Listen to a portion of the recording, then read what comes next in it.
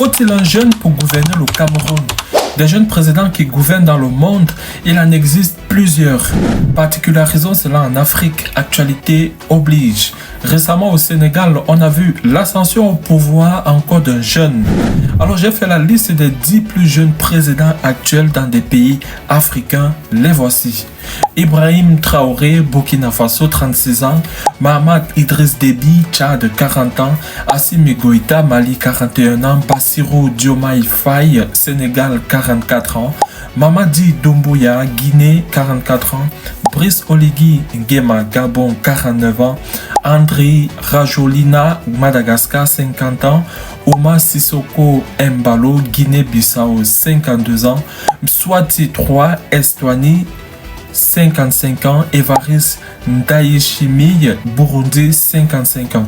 Transposons cela dans le contexte camerounais, surtout que nous sommes à l'aube de l'élection présidentielle de 2025.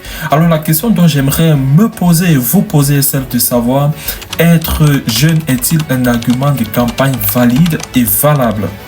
Trêve d'hypocrisie, on le sait, nous sommes tous à crier et derrière même que les vieux doivent laisser les jeunes porter ce pays et l'amener très loin. Illustration.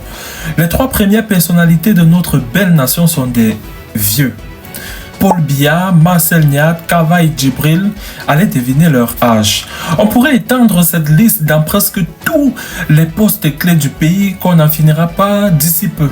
Sauf que lorsqu'on observe le landerneau politique camerounais, est-ce qu'on va se mentir que les jeunes qui essayent d'oser sont vilipendés, vomis, voire même jetés à la vindicte populaire?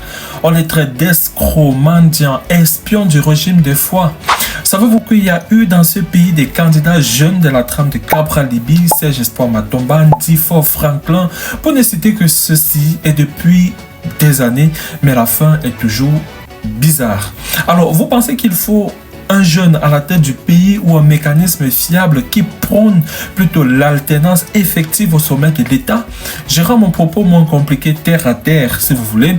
Il est préférable qu'une personne vienne faire 5, 6, 7 ans renouvelables si et seulement si le peuple l'accorde de nouveau sa confiance et s'en va afin qu'un autre vienne mettre lui aussi en place ses idées et sa politique.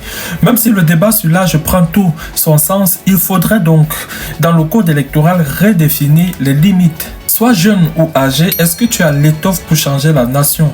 Pendant ton mandat, est-ce que l'évolution du pays est concrète, contrairement à ce que tu as trouvé? Ne dispersons pas les débats concrets. 2025, c'est pour bientôt. Chaque pays a sa particularité. Alors, pensez à faire le choix d'un candidat qui vous proposera un projet de société que vous jugerez pertinent, non pas seulement pour vous, mais pour l'ensemble du pays tout entier.